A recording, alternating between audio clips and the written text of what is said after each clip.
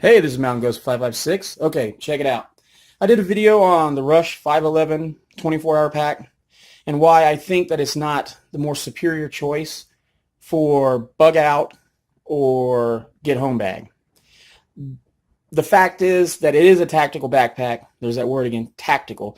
The Rush 511 24-hour is a tactical backpack. It's marketed as a tactical backpack and its intended use is for a tactical backpack. So when you think about it, the mindset is if it's good enough for the military, if it's good enough for these cool looking fancy dudes with their rifles, then it's good enough for me. Well, now think about this for 1 second. What is the role of those cool looking guys with rifles in the military? Is to fight. That is their main job, is to fight and expect to be ordered to get into fights. So you're going to need robust equipment. Now, what is your job as the everyday person that gets into an shtf situation and they need to go home or they need to get to a point A to point B situation? Yours is not to get into a fight.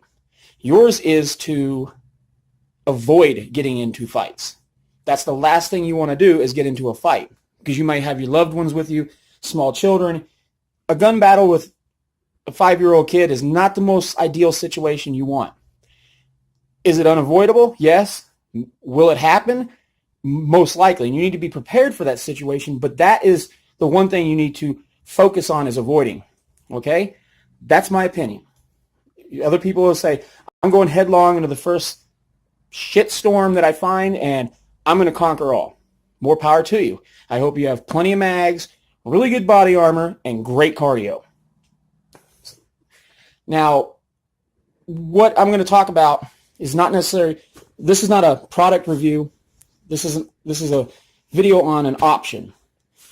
This bag is not the bag I'm suggesting it. I'm just suggesting a bag like this, not necessarily in black, gray, or some subdued color, but this is the type of bag I would suggest for those activities, getting home or going to point A to point B. Let's start off with, as I did in the previous video with the Rush, the fabric. Now, this is not as thick as rhino hide. The Rush it's a lot denser fabric. It's more resistant to tearing, but let's not sell this bag short, or bags that are made of this type of material and thickness. This thing is really good at withstanding scrapes, gouges, and falls and tears. It's a ripstop type fabric, so it rips vertical and horizontal, so it's easy to sew, which I suggest everyone carry some type of repair kit in their equipment. It's really lightweight, and the reason why this is lightweight is because backpackers and hikers want the most comfortable, lightest equipment that they can to extend their stamina during a long trip. And that's exactly what you should be thinking of, is lightweight, durable, which I'm going to give it. This thing is really, it's a durable. It has two different types of fabric. The side area right here where it rubs is made of a thicker Cordura, and then this is kind of a lighter nylon. That's what you should be focusing on. Lightweight equipment, fast and quick. You don't want to spend 3 weeks getting to a place because your equipment weighs you down when it could take you 5 days. Now, that's a little bit of an exaggeration depending on terrain, weather, your physical condition, but you get what I'm saying. So you want something really, really light. And this backpack fulfills that. It's got a real light material. It's very well constructed. The zippers are small. They're not as robust as the 511s, but remember what role that backpack plays, the 511 backpack. It's a sustainment pack for combat and assault type operations. You are going to need something that handles that. Now, for the average Joe, do you actually think that you're going to be going into combat or assault operations every 1,000 yards? No. Your job is to avoid contact. Okay? With that said, and the fabric situation, don't be leery of backpacks that you think the fabric is too thin. You'd be surprised at the technology that goes into these type of fabrics and the resilience they have against tears, rips, and things like that. Okay, I'm going to go on into the suspension system. Okay, we're going to go into the suspension system. This is what I like about this particular bag. Now, I'm going to do a comparison video. I'm going to talk about the two bags. I'm going to compare them, and I got some visualizations for you. So any of those questions that I think are going to start arising in your mind, I hope this next video after I do this will answer those questions. So on to the suspension system. This is not actually a part of the suspension system, but it facilitates in conjunction with keeping this bag centered to your back or center of gravity. These are the cinch that pull in the backpack and keep it more tight to where it hugs your back and it's not wiggling around, or it's not, going up and down because you have loose areas of gravity. The other thing is that I really like, and all good backpacks, if they plan on carrying any kind of weight, should have your risers. This actually brings up the backpack and the shoulder strap closer to your body, so it hugs when you have to do like delicate balancing acts, like hopping from rock to rock, climbing, doing things like that.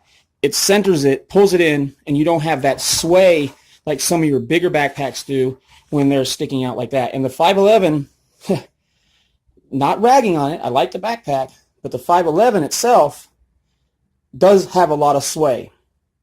So when you take that into account, having this to your back in the center of gravity is very important even when you're running. And if it's an shtf situation, you're probably going to do some running. It has the waist pads, not pads, but they're a waist belt, and that keeps it onto your hips and off your shoulders, because anybody that's ever had a lot of weight on their shoulders will know that. Okay, I'm back. I had company for a second, so I'm going to finish this part up, and we're going to go on to the next.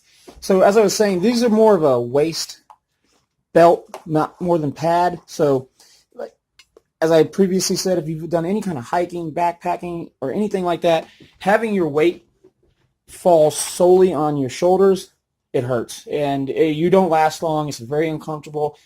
It really doesn't make you want to push on. You want to do more rest stops and things like that. So one of the things I would suggest, even if you're not using it in an shtf, bug out, or get home bag, look for a backpack with a really good suspension system, and you will see that you can press on farther, faster, and be more motivated to get to where you're going than just dragging tail and being miserable. Okay, that is the suspension system. I'm going to go on to I would say the gray man aspect of this bag, okay? So what we got is, I don't want to use the word gray man. I hate using all these catchphrases: tactical, gray man, bug out, bug in, whatever, get home inch. But for the ease of it, I'm just going to use it, because the simple fact is a lot of people know that nomenclature and those words and stuff. So when you're doing this type of activity, such as bugging out or getting home, you want to fade into the population as much, and that's called being a gray man. Okay? This will do it. It looks like a regular backpack. There's nothing outstanding. It doesn't say, hey, look, I'm tactical, I'm this, or I'm that. It just basically states, I got a backpack on. I'm minding my own business. Leave me alone. Now, could it make you a target because you don't look, like a force to be reckoned with? It depends. It depends how you carry yourself and what you do. Every situation is different. This is not going to scream, I got a bunch of stuff in there that's really cool and come and rob me, And if you do get in that situation, and like I've stated, it's not your job to get into fights. But if you do, then all bets are off. If you're armed, use it. Just use it, because if they're going to try to take something from you, they're going to probably try to take it from you, and they're going to use lethal force if necessary, because they need what you have. So just do what you got to do to protect yourself and protect your equipment, because protecting your equipment is protecting yourself also. Enough of that. It's nondescript. One thing I would change about this, before I would use it for whatever purposes, I would get rid of this, the Red Wing and the Kelty. I would either just mark it out, spray paint it. The reason why you would want to do that is people are going to be drawn to this. And if you're doing something or you've done something, they're going to say Red Wing 32. They're going to remember that. And they're going to say, this guy with a black backpack, I don't really remember what he's wearing, but it had Red Wing on it, and it had 32, or it said Kelty, or he's wearing a Kelty Red Wing 32 backpack. You want to get rid of anything that has any kind of writing on it. It's just an extra precaution. That might be going too far, but that's how I feel. It's black, it's nondescript, has a real low profile on your back. Real low. It's a real low profile. And as you can see, bam, that's their advertising. So if somebody sees it, hey, that's the model backpack. I really like that. I want that. That's the opposite of what you want when you're going through a shtf situation, is somebody looking at it and remembering what model backpack you have, because this is going to be on you pretty much the entire way. But it's very slim. It has a lot of low profile angles to it, and it doesn't really show up. You could be wearing this, and somebody might, with the right clothing at the right distance, someone might not even know that you have a backpack on, unless, they're using binoculars, or they think you're just a hunchback or got some deformity. So yeah, I really like this. This suits my needs. I have a bigger one that's actually kind of dedicated to those activities, and it's big. It's another Kelty, and I'm not saying that Kelty's the way to go. I'm just giving you an example. I personally like their products.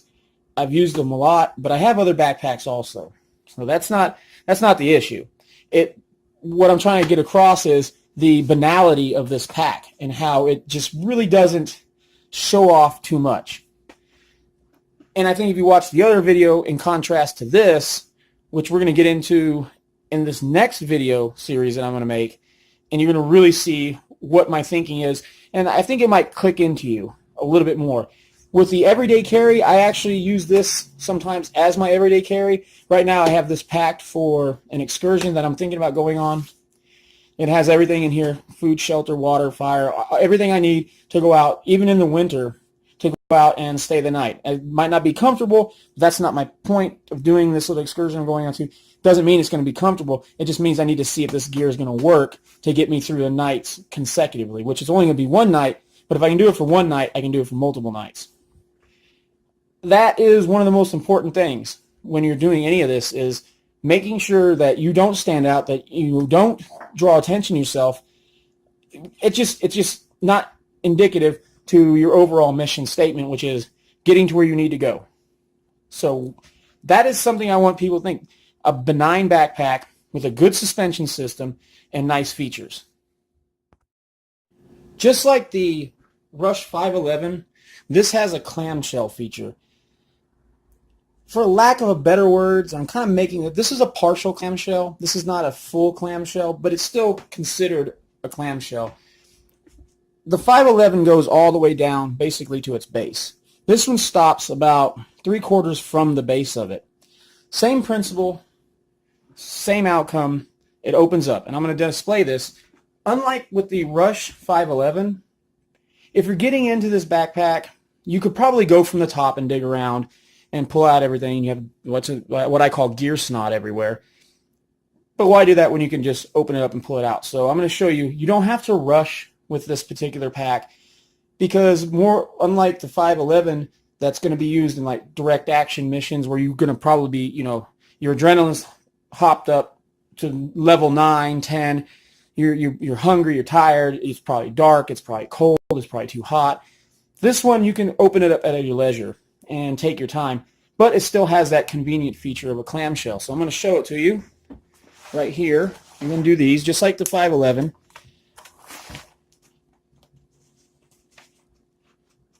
Here, right there.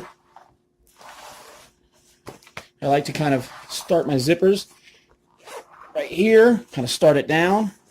These aren't as robust zippers, as you can see, as the 511, but they do. Now, as I said, everything likes to kind of migrate down to the lower regions, the bowels of your pack. You can just open this up, peel it back, as you can see here, and once again, my notebook, my faithful traveling notebook with my zombie hunting permit. I found that and thought that was funny, so I just put that on there for giggles.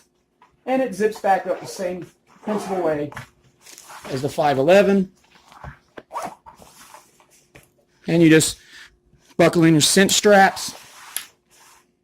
If you can see that, it's hard. I'm trying to do this without looking at the camera. And there you go. Zombie permit hunting and all. So this should give you an idea of what my concept of a get home or bug out bag would be for me. Now, as I said, for me. Doesn't mean it's for somebody else. Doesn't mean that anybody's wrong or right for carrying those tactical style backpacks. But for me, and I think some other types of people that might not have actually thought about this subject a whole lot and have kind of gone with the general consensus of everybody else, I think this would be a good choice for anybody that wants to remain out of the limelight of a particular bad situation. Okay, this Mountain Ghost 5x6 out.